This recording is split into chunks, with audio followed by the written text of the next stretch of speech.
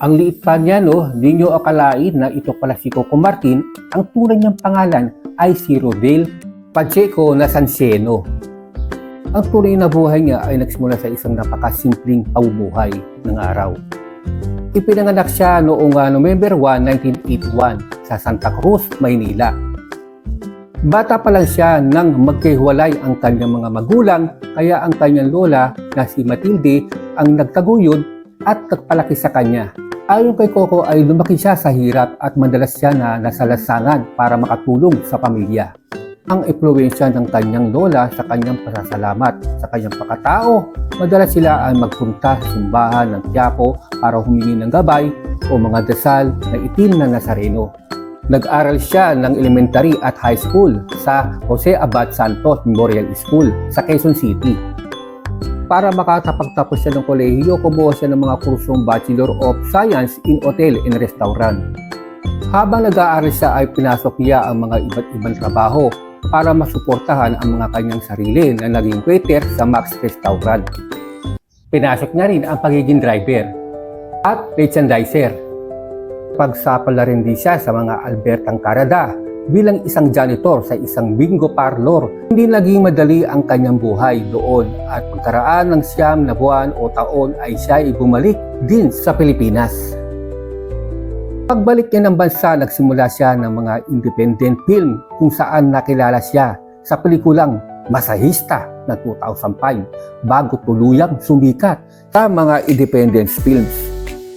Dito na rin siya nakilala sa mga movies, sa mga extra, sa mga rated R na matutungrian na Prince of the Philippines Independent. Lumipat na siya dito sa mga mainstream, tulad ng mga teleserye, movie, TV show. Alam ba ninyo, meron pala siyang kapatid, si Ronaldo Martin at saka si Ryan Martin. Kinuha na rin ito sa mga artista sa mga Batang Quiapo. Si Coco Martin, dahil nga ito ay siya nga mismo ang direktor ng Batang Quiapo. Ito pala ang kanyang tatay na si Rodel Nasancieno.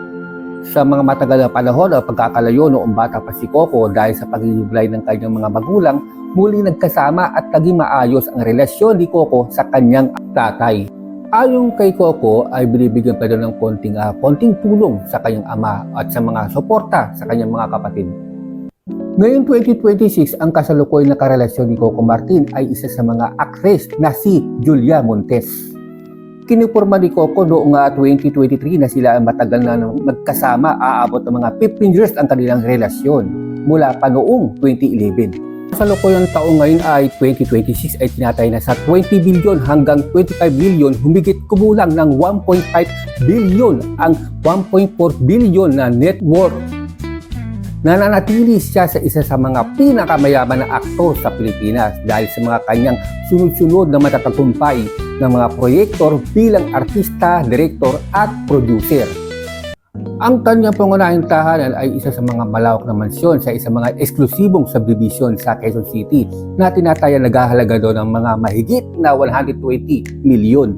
At hindi lang yan, mga maliban sa mga kanyang sariling bahay, mga real estate investment, at namumuhunan din siya mga iba't ibang properties sa mga prime location income.